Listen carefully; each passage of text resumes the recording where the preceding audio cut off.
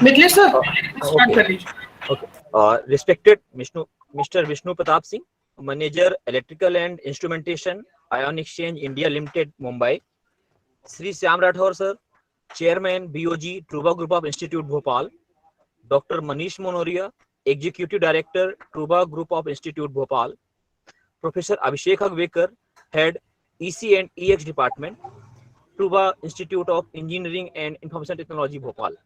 Faculty members, staff, and students from various colleges. A hearty good morning, good afternoon to all. I, Mithilesh Gautam, Assistant Professor, Electrical and Electronics Engineering, Truba Group of Institute, and coordinator of this event, feel privileged to welcome you all in the one-day webinar on power plant engineering, organized by Truba Institute of Engineering and Information Technology, Bhopal. Truba Group of Institute is well-known name in the field of technical education from last 21 years. Truba Group always emphasizes on the enhancement of technical knowledge of the faculty members and students by organizing various workshops by the eminent speakers from industries and technical educations. Fol- Following the legacy of lighting lamp in the technical education, we are organizing this event today. A, a thermal power plant station is a power station in which heat energy is converted into electricity. Water is heated into steam, which is used to drive an electrical generator. After it passes through the turbine, the steam is condensed in a steam condenser and recycled to where it was heated.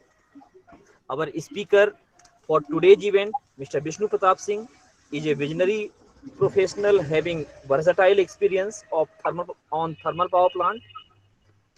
Mr. Vishnu Pratap Singh is currently working as manager, electrical and instrumentation, Ion Exchange, India Limited, Mumbai.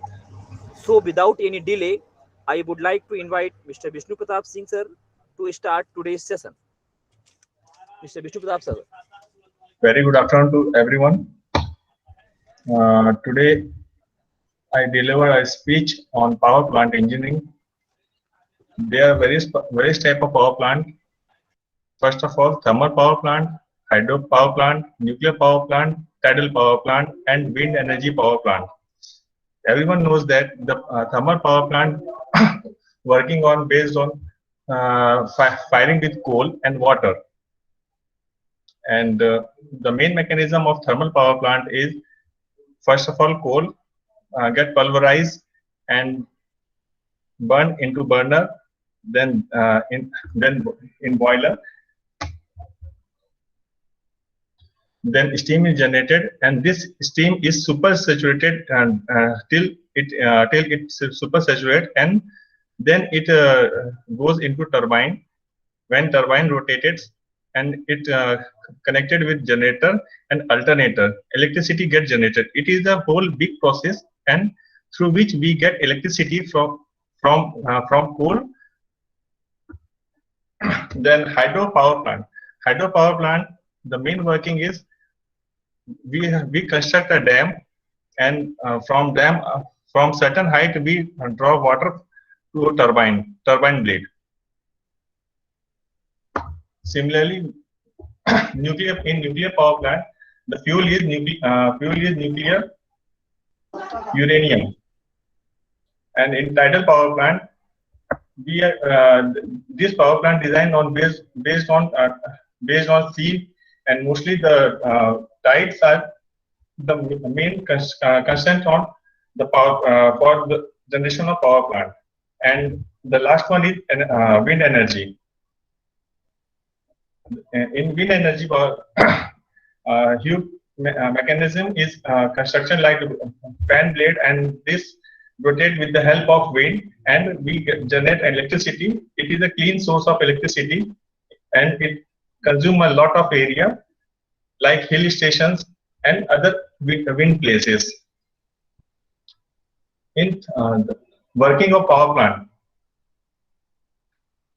raw material is pulverized coal, water, LDO means light diesel oil.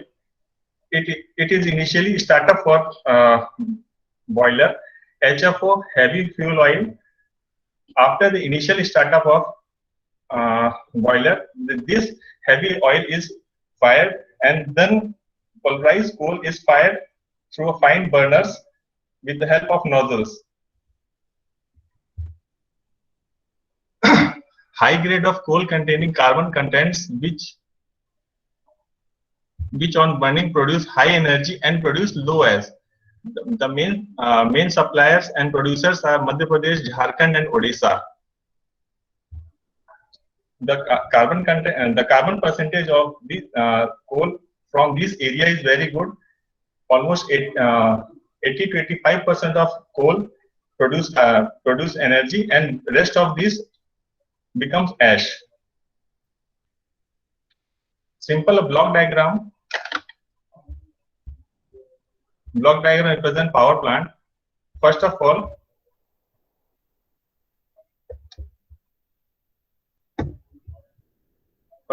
coal handling system. Coal handling system, जो भी कोल आता है हमारे पास train, goods train से, उसको हमारे पास कोल yard रहता है। कोल यार्ड से हम उसको पूरा का पूरा जो भी कोल रहता है उसको एक जगह डंप करते हैं। उसको फिर क्रशर में जाकर के जो भी जब हमको कोल की रिक्वायरमेंट होती है प्लांट के अंदर, तो उसको हम क्रशर में क्रश करके उसके बाद कोल बंकर के अंदर पहले कोल जाता है। जैसे कि आप स्क्रीन में एरो मार्किंग देख रहे हैं, कोल बंकर में जब कोल जाता है तो उसके बाद फिर वो बॉयलर में फीड होने के लिए रेडी होता है। और ये जो एक कोल हैंडलिंग सिस्टम में यहाँ पे स्टार्टिंग में आप देख रहे हैं, क्लियर वाटर फ्रॉम जो भी कोल रहता है, कोल में क्या इग्निशन रहता है। यदि आप कोल को सर्टेन टाइम तक आप कोल को एक जगह डंप करके रखते हैं तो रह करके उसमें फायर होने के चांसेस रहता है। तो इसके लिए उसको हम कोल को स्प्रिंकलिंग सिस्टम से कनेक्टेड रखते हैं, जो कि टाइम पे उसको डेली ट्वाइस अ डे उसको स्प्रिंकलिंग करके उसको नॉर्मलाइज रखा जाता है। नहीं तो कोल में गर्मी के टाइम में आग लगने के चांसेस ज्यादा रहते हैं। अभी हम देखते हैं क्रशर हाउस से जब कोल आगे जाता है कोल बंकर में जाने के बाद फिर कोल को हम और फाइन क्रश करते हैं। इतना क्रश होता है कि पाउडर फॉर्म में आ जाता है। पाउडर फॉर्म में करने का रीजन ये है कि यदि हम उसको जैसे बॉयलर ड्रम के अंदर जब हम उसको कोल को फायरिंग करते हैं, तो यदि इन केस यदि फायरिंग प्रॉपर नहीं हुई तो उसके अंदर के जो फ्लेक्स रहते हैं जाकर के ड्रम के अंदर या ट्यूब्स के साइड में वो चिपक जाएंगे, और उसके कारण क्या होगा, एक ही जगह पे ज्यादा से कंटिन्यू उसी के पास से फायरिंग होने के कारण वहां पे ट्यूब लीकेज होने के चांसेस ज्यादा हो जाते हैं। इससे फायर इंसिडेंट होता है और ब्लास्ट भी हो सकता है। अभी हम देखते हैं बॉयलर पे हमारे पास मल्टी स्टेज बॉयलर रहता है। एक ड्रम वाले बॉयलर रहते हैं, एक विदाउट ड्रम होते हैं। जो ड्रम वाले बॉयलर्स हैं उसकी एफिशिएंसीज कम रहती है। मोस्टली वो जो छोटे प्लांट रहते हैं जिनकी कैपेसिटी 300 के अंदर रहता है, उसको हम लोग जिसमें ड्रम हम यूज करते हैं, और जिसकी कैपेसिटी 300 से 650 के बीच में रहती है, 660 या 800 मेगावाट तक रहती है, उसमें हम लोग ड्रमलेस बॉयलर यूज करते हैं। अभी जब हम देखते हैं इसमें बॉयलर में फीडिंग, बॉयलर के लिए हमको स्टीम बनाने के लिए हमको जो वाटर यूज करते हैं वो डीएम वाटर यूज होता है। डीएम वाटर का प्रोसेस मैं नीचे आपको बाद में बताता हूँ। डीएम वाटर जो है, और डीएम वाटर से बॉयलर फीड पंप लगा रहता है डीएम स्टोरेज टैंक के पास में। वो फीडिंग जो है बॉयलर का, जो बॉयलर में जो स्टीम जनरेशन के लिए ड्रम रहेगा या तो फिर आपके पास ट्यूब वाले बॉयलर रहेंगे, उसके लिए फीडिंग उसमें कंटिन्यूस होती रहती है। और उस कंटिन्यूस प्रोसेस में जब स्टीम जनरेशन होता है, आपका स्टीम जनरेशन होने के टाइम पे उसको सुपर सैचुरेटेड स्टीम बनाने के लिए हमको सुपर हीटर्स रहते हैं। सुपर हीटर में कंटिन्यूस उसको इतना हीट देते हैं कि मतलब उसका फुल ड्राई स्टीम हो जाएगा। जब फुल ड्राई स्टीम हो जाएगा तो उसको हम फिर, हमारे पास जो टरबाइन रहता है, हाई प्रेशर टरबाइन है, एक लो प्रेशर टरबाइन रहता है। हाई प्रेशर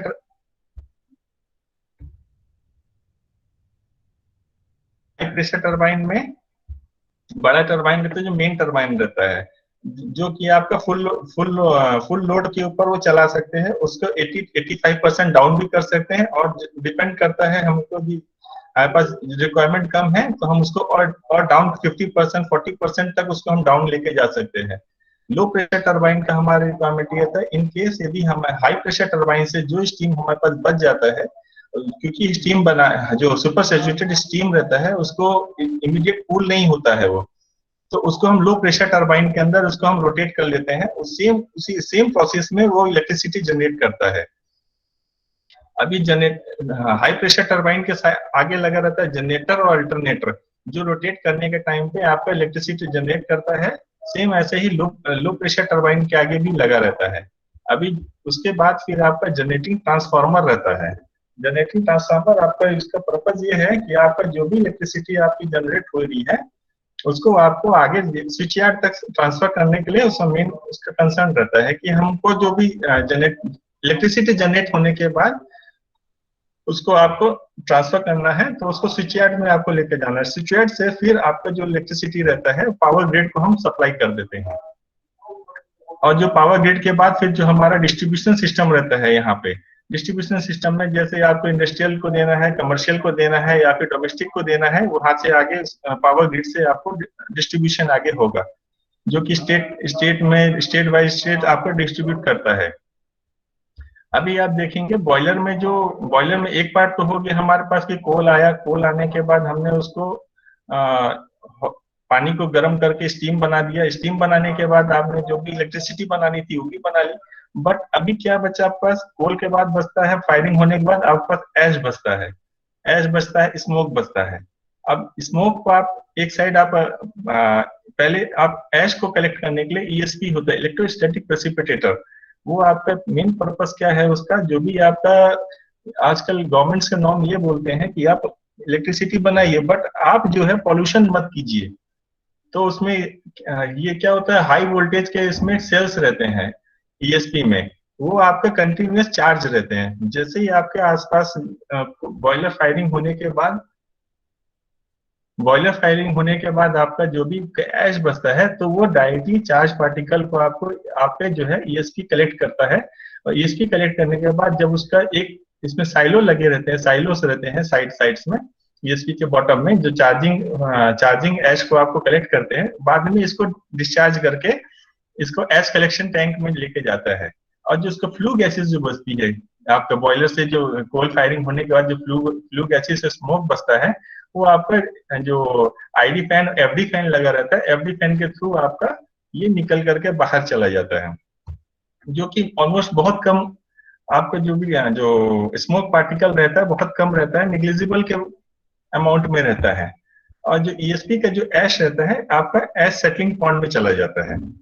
इधर तक तो आपको ऐश सेटलिंग पॉइंट में हो गया। बट अब जब आप देखते हैं मेन स्टार्टअप देखते हैं कैसा कि रॉ वाटर है आपके पास डैम में, डैम का रॉ वाटर जो है आपको इसमें लेके जाते हैं प्री ट्रीटमेंट प्लांट में, पहले लेके जाते हैं। अब प्री ट्रीटमेंट प्लांट क्या होता है आपका, प्री ट्रीटमेंट प्लांट में आपका जो ये रॉ वाटर को आपको डायरेक्ट जो भी आपका नदी का पानी है या डैम का पानी है, आप सीधे आप बॉयलर में फीड नहीं कर सकते उसको। उस फीडिंग नहीं करने के कारण ये होता है कि उसमें आपका जो ऑयल कंटेंट रहता है, थोड़ा आपका एल्गी रहता है, कुछ केमिकल कंपाउंड भी रहते हैं, क्योंकि आपका रनिंग वाटर रहता है ये। इसको आप ट्रीटेड करेंगे एलम और लाइम से, इसको ट्रीटमेंट करने के बाद इसका पीएच वैल्यू आपका 8.4 के नियर अबाउट आ जाता है। तब इस पानी को आप डीएम वाटर बनाने के लिए पर्पस में आप ले सकते हैं। अभी देखिए नेक्स्ट स्लाइड में आपको वाटर ट्रीटमेंट सिस्टम इसका जो है, वाटर ट्रीटमेंट सिस्टम क्या बोलता है आपका, सिस्टम ये बोलता है कि रॉ वाटर जो भी है आपका, रॉ वाटर जो है, रॉ वाटर को आप पीटी एरिएटर और डीएम एरिएटर, एक टाइप के फाउंटेन जैसे होते हैं। आपने कभी किसी ने इंडस्ट्रियल ट्रेनिंग किया होगा यदि इसमें पावर प्लांट में, तो उन्होंने इनिशियली यदि वाटर सिस्टम देखा होगा तो उसमें पीटी और डीएम एरिएटर दो रहते हैं फाउंटेन। इसमें क्या होता है आपका कि एक हाइट तक आपको पानी का जो भी वाटर है उसका रॉ वाटर है उसको एक हाइट तक लेके जाते हैं, उसके बाद उसको ड्रॉप करके ऐसे स्टेप्स बना करके वहां से उसको पानी को ड्रॉप करते हैं। तो उसमें क्या होता है, अनवांटेड गैसेस जितनी रहती हैं उसकी आपकी निकल जाएंगी। गैसेस तो निकल गई आपकी, करोसिव गैसेस कुछ निकल गई, उसमें अभी भी आपका क्या है, एल्गी है, आपका माइक्रोऑर्गेनिजम्स है, और बहुत सारे कुछ केमिकल कंपाउंड भी इसमें ऑलरेडी रनिंग वाटर में रहता है। तो जो माइक्रो ऑर्गेनिज्म कंट्रोल करना है हमको, उसके लिए क्लोरीनेशन इंजेक्शन करते हैं हम उसको। वो हमारे पास क्लोरीनेशन के यूनिट रहते हैं, उसमें से सर्टेन अमाउंट ऑफ क्लोरीन हम लिक्विड फॉर्म में भी होता है, गैस फॉर्म में भी होता है। तो दोनों जो हमको रिक्वायरमेंट रहता है, लिक्विड की रिक्वायरमेंट है लिक्विड के फॉर्म में डालेंगे, यदि गैस फॉर्म की रिक्वायरमेंट है ज्यादा क्लोरीन हमको इंजेक्ट करना है, गैस फॉर्म में डालेंगे। इसको इंजेक्शन करते हैं कहाँ पे, एरिएटर के टॉप में, और उसके बाद फिर हम यहाँ पे एलएम डोज करते हैं, और ये देखिए लाइम डोज भी कर रहे हैं। एलएम का और लाइम का इनका एक सर्टेन वैल्यूज रहती हैं, जो कि आप जब इंडस्ट्रियल ट्रेनिंग में जाएंगे तो आपको उसमें ज्यादा क्लियर हो जाएगा। इसका एलएम का पर्पस ये है कि आपका एल्कलाइन वैल्यू आपकी बढ़ाने के लिए होता है, और लाइम का आपका होता है एसिडिक वैल्यू आपकी बढ़ाने के लिए रहता है। वाटर में क्या होता है, बहुत बार किधर से ऑयल कंटेंट भी आता है आपका, कुछ कुछ केमिकल कंपाउंड भी आता है, तो उसको क्या ये दोनों एलएम और लाइम का पर्पस ये है कि आप जब डालेंगे इसमें तो उसका पीएच वैल्यू आपका मेंटेन करेगा। इन केस यदि आपका वाटर एसिडिक है, किधर से आपने एसिडिक वाटर आपको रिवर सोर्स से मिला है, तो आप उसमें एलएम की वैल्यू थोड़ा बढ़ाएंगे तो आपका पीएच नॉर्मल हो जाएगा। और यदि इन केस आपका एल्कलाइन वाटर है तो उसमें लाइम की डोजिंग आप बढ़ाएंगे तो आपका वाटर नॉर्मल हो जाएगा। आपको वैल्यू जो है 7.2 से 8.4 तक के बीच में ही आपको पीएच मेंटेन करना है। अभी जो ये पीटी एरिएटर से जो आपको वाटर आपको मिला, वो आपका ये प्री ट्रीटमेंट का HRSCC करके होता है। ये है तो हाई रेटेड सॉलिड क्लैरिफायर। इसमें एक काफी बड़े आपके जो वाटर के सेल रहते हैं, उसमें आपका धीरे धीरे इसमें डोजिंग किया जाता है। डोजिंग करने के बाद इसमें उसका जो पानी जो वाटर पूरा स्टेबलाइज होने के बाद जो होता है वाटर, तो उसको हम आगे लेके जाते हैं, जो कि आपका पोर्टेबल वाटर सिस्टम में जाके बैठता है, जो कि आपका ड्रिंकिंग पर्पस और अदर पर्पस के लिए यूज होता है। ये वाटर आपको पूरे इंटायर प्लांट में आपको ड्रिंकिंग पर्पस के लिए और जो आपका नॉर्मल यूज है उसके लिए यूज कर सकते हैं। अभी ये वाटर आपका पीने के लिए एकदम सुटेबल हो चुका है। जो आप जैसे आरओ का वाटर होता है वो ज्यादा प्यूरिफाइड रहता है, नॉर्मल ये वाटर जो रहता है आपका नॉर्मल जो टैप वाटर जो मिलता है वैसा मिलेगा। अभी जब आप आते हैं DMHRSCC की तरफ में, DMHRSCC की तरफ जब देखते हैं तो इसमें आपका एक चीज और हम ऐड करते हैं, पॉलीमर। पॉलीमर एक ऐसा कंपाउंड है, पॉलीमर क्या करता है, वाटर के अंदर जो भी इम्प्यूरिटीज रहती है उसकी डेंसिटी बढ़ाता है। डेंसिटी बढ़ाने से क्या हो गया आपका कि आपका जो भी फ्लोटिंग पार्टिकल्स रहते हैं वो सब सेटल हो जाते हैं। सेटल होने के बाद फिर ये आपको जो भी इसके अंदर इम्प्यूरिटीज रहती है वो हम बाद में निकाल लेंगे, और जो फ्री फ्लो वाटर हो गया ये आपका हम डीएम रिजर्वायर के अंदर डालते हैं। इसमें जो कि आगे पंपिंग सिस्टम रहता है, जो हम आगे लेकर जाते हैं कहाँ पे, एक्टिवेटेड कार्बन सिस्टम। ये जो है मेन जो वाटर सिस्टम का आपका जो मेन जो प्रिंसिपल जिसे बोलते हैं कि हमको यदि डीएम वाटर बनाना है तो हमारे पास क्या चीज होना चाहिए जिससे कि हमारे पास डीएम वाटर बनेगा। अभी हम आपको देखेंगे एक्टिवेटेड कार्बन सिस्टम करके एक आपका सैलो टाइप का टैंक रहता है। इस टैंक के अंदर आपका कार्बन कंपाउंड रहते हैं, चारकोल पाउडर होगा और ये आपका स्टोन और क्रशर सैंड, इस टाइप के कंपाउंड्स रहते हैं। जो कंपाउंड आपका नॉर्मल क्लोरीन जो इसमें से फ्री फ्लो होके आई है इसके अंदर आप एब्जॉर्ब हो जाएगा, क्योंकि इसके अंदर चारकोल पाउडर रहता है। इसके बाद फिर इसका जो आउटपुट मिलता है हमको, ये वीक एसिड कटायन में जाता है। वीक एसिड कटायन में जाने के बाद इसमें इसके अंदर जो रेजिन्स रहते हैं, केमिकल रहता है, उसके बाद फिर हमारा इसमें स्ट्रॉन्ग एसिड कटायन में जाता है। ये जाने के बाद हमारे पास क्या बचता है कि इसके अंदर से डिगेसर टावर होता है, जिसमें कि अभी क्या हमारे पास क्लोरीन की जो गैसेस बची हैं, जो भी गैसेस हमारे पास बची है, इस टावर में जैसे ही जो ये पानी जाएगा, इसका पानी जाने से क्या होगा, हमारे पास डिगेसर ब्लोअर्स रहता है जो कि इसको ऊपर में ही इसको एयर इंजेक्ट करते हैं हम, और अनवांटेड गैसेस हमारी यहाँ पे रिमूव हो जाती है। इसमें टोटली अनवांटेड गैस जो है लास्ट में जो भी हमारे पास बची है गैसेस, वो इसमें रिमूव होने के बाद अब जो है डिगेसर टावर से हमारे पास जो है अब डिगेस्ड वाटर बचता है, जो कि डिगेस्ड वाटर बोलेंगे तो ऑलमोस्ट 50% डीमिनरलाइज वाटर हमारा बन चुका है। अब जो है ये डिगेसर पंप्स के थ्रू ये जाएगा हमारा वीक बेस अनायन में। वीक बेस अनायन में इसमें पीएच वैल्यू इसका ऑलमोस्ट 6.4 समथिंग कुछ रहता है। जो इसका इसमें कंडक्टिविटी बहुत कम हो जाती है वाटर की, जो केमिस्ट्री टर्म्स में आप जाएंगे तो आप समझ में आएगा कंडक्टिविटी कम होने से हमारे पास क्या फिजिकल लाइफ में हमारे पास क्या प्रॉब्लम होगी। हम इस पानी को हम पी नहीं सकते हैं। इनकेस यदि पानी हमने पी लिया तो हमारी इंटरनल एनर्जीज हमारी डाउन हो जाएंगी। उसके बाद फिर जाएगा स्ट्रॉन्ग बेस एनायन में।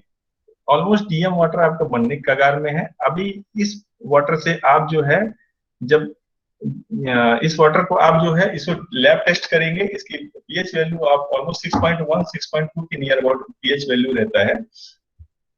अब मिक्स बेड में जाता है। मिक्स बेड में क्या है आपका, मिक्स बेड में डीएम वाटर, अब इसका जो आउटपुट मिलेगा ये हमको डीएम वाटर मिलता है। डीएम वाटर मिलेगा, डीमिनरलाइज्ड वाटर, जो कि हमारे पास बॉयलर में फीड करने के लिए यूज करते हैं।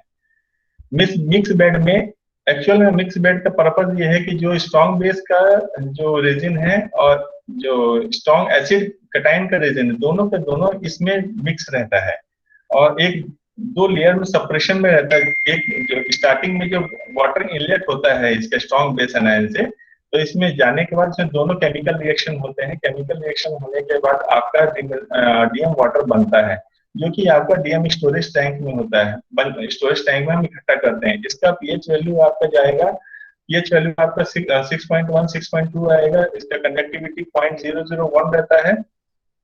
और ये वाटर जो है आप बॉयलर में आप इंजेक्ट करते हैं, फीड करते हैं, इसी से आपका स्टीम जनरेट होती है। यही स्टीम आपको टरबाइन रोटेट करने के लिए काम आती है।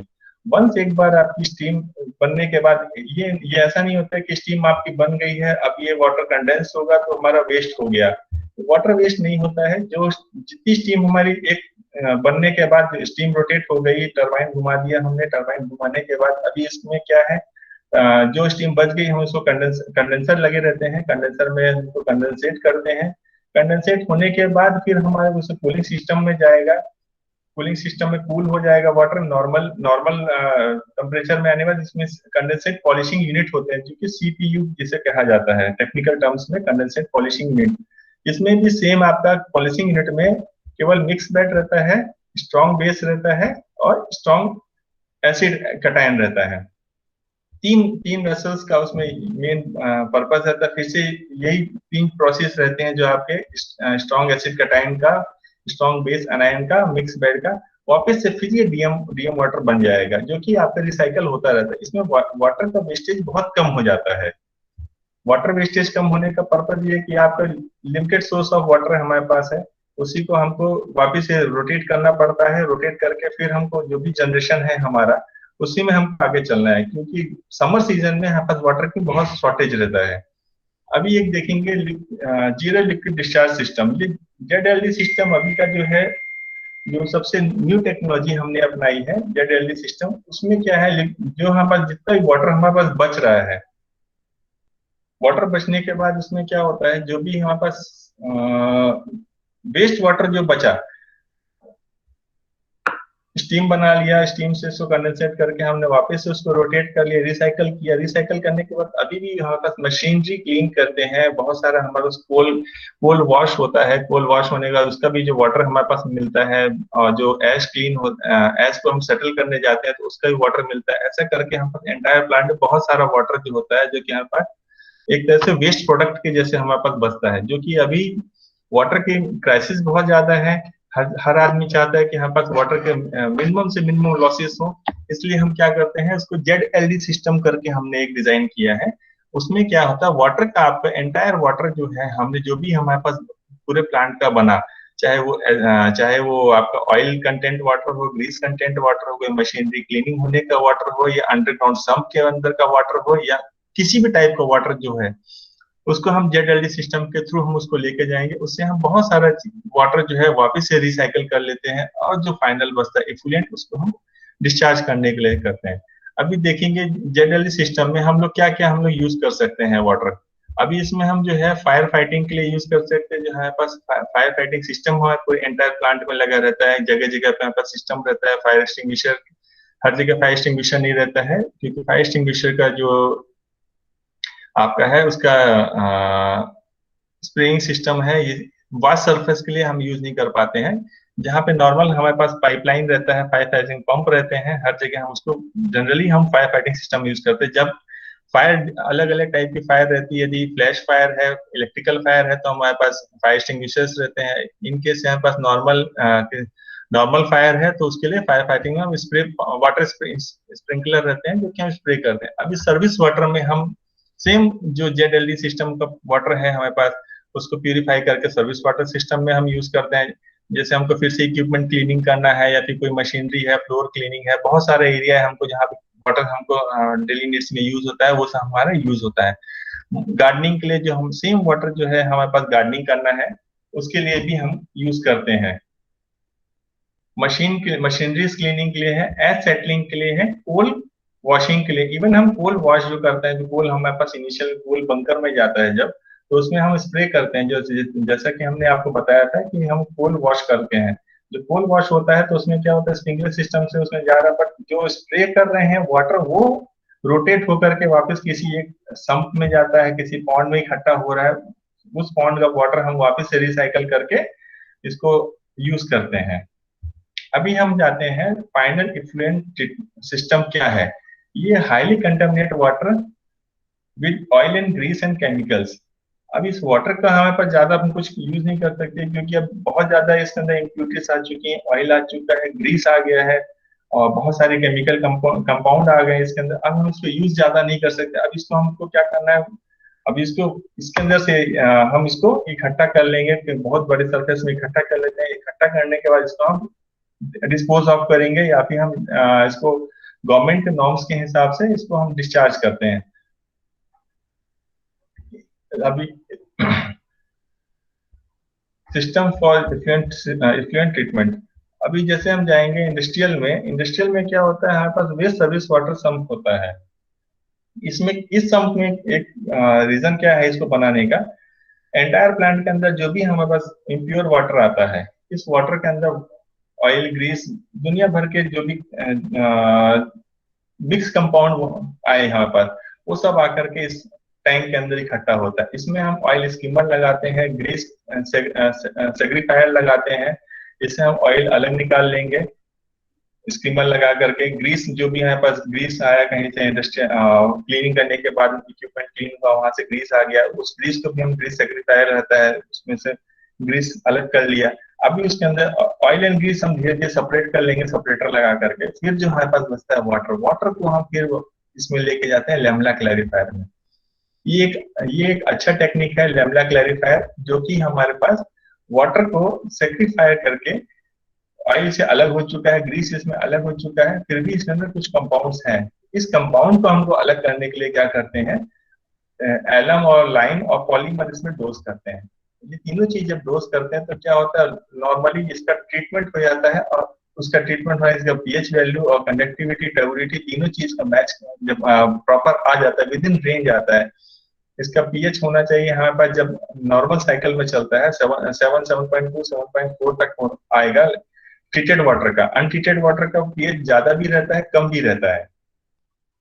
और उसके बाद हमारे पास जो इसका ट्यूबिडिटी रहती है, ट्यूबिडिटी हमारे पास इसकी 200 से 400 के आसपास, 200 300 के आसपास रहेगी। उसके बाद फिर जब कंडक्टिविटी रहता है, इसका कंडक्टिविटी भी सेम हमारे पास इसका 1300 1200 1300 माइक्रो सीमेंस तक रहता है। ये जो लैमिनार क्लैरिफायर से जो वाटर निकलता है ट्रीटेड वाटर, फिर हम इसको लेके आते हैं कंबाइंड मॉनिटरिंग सिस्टम में। इस कंबाइंड मॉनिटरिंग सिस्टम में हमारे पास इक्विपमेंट्स रहते हैं। इक्विपमेंट्स को हम चेक करके इसमें देखते हैं, इन केस यदि हमारे पास जो वाटर मिला है इसका हम रीयूज नहीं कर सकते हैं, तो ही इस वाटर को हम डिस्पोज ऑफ कर देंगे। पूरा का पूरा जितना हमारे पास जो एक बैच का वाटर हमने जो ट्रीटमेंट करने के बाद जो भी हमारे पास पूरा वाटर ट्रीटमेंट किया है, ट्रीटमेंट करने के बाद यदि ये हमारे पास पैरामीटर्स इसके नहीं आए हमारे प्रॉपर, तो फिर इसको डिस्पोज ऑफ करेंगे, नहीं तो फिर ये वापस रिसाइकल होने के लिए यूज हो जाएगा।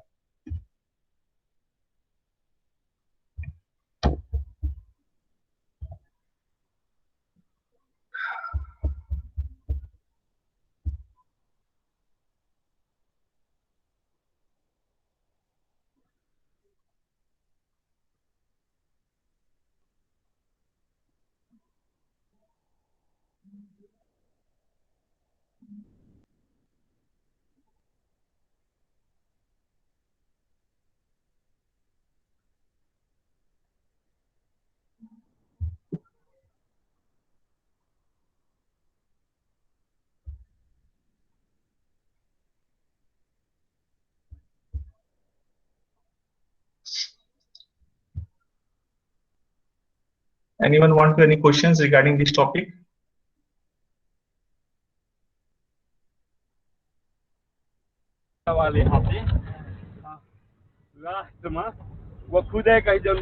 Participants can ask your questions. Open your mic and ask your questions. Yes, sir. Sir, Jayendra Gautam, sir. हाँ बोलिए sir. Sir, I want to ask that, sir, what is the function of deaerator in power plant and why it is installed in a certain height?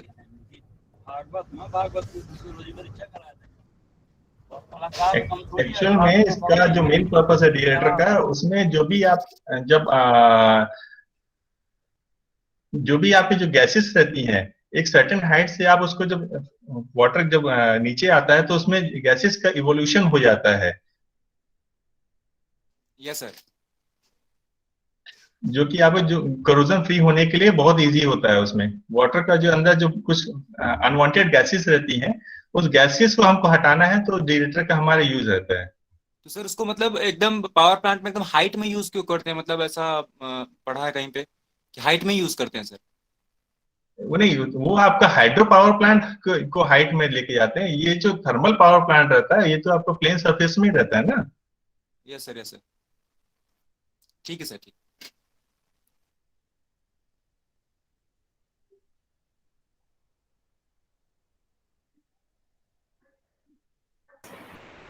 Any other questions?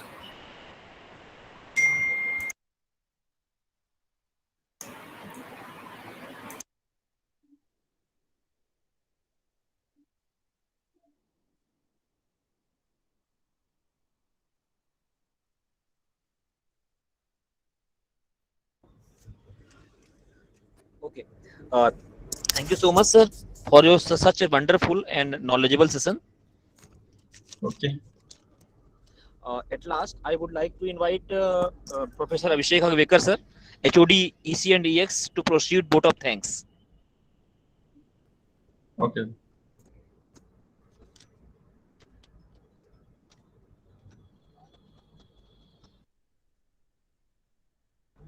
Abhishek sir, आपका mic बंद है.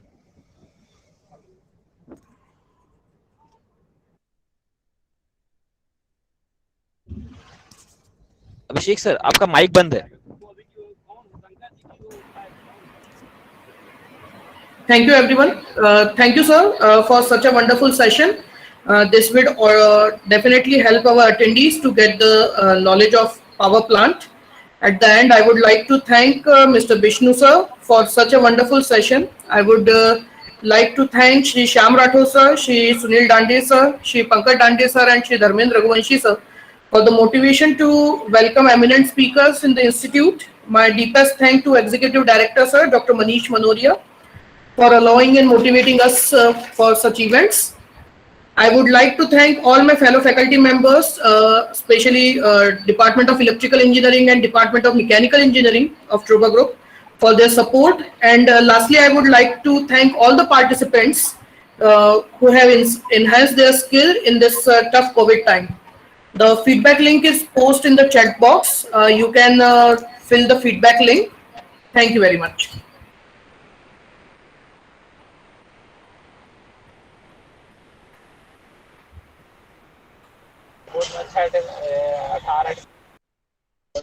Thank you, sir.